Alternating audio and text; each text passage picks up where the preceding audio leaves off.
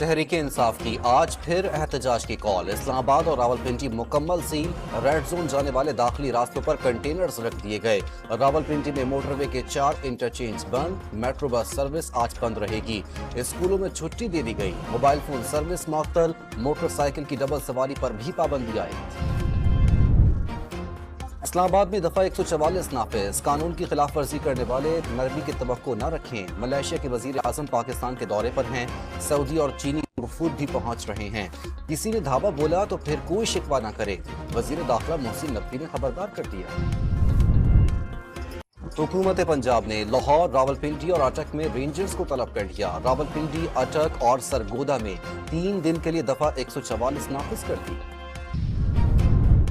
وزیر اعلیٰ خیبر پختونخوا کا ہر صورت ڈی چوک جانے کا اعلان، اکیلا بھی رہ گیا تو تب بھی جاؤں گا، تیاریاں مکمل ہیں۔ علی امین گنڈا پور کی گفتگو، سوابی میں پی ٹی آئی کا استقبالیہ کیمپ قائم کر دیا گیا، 1-1، 2-2 کی گاڑیاں موجود۔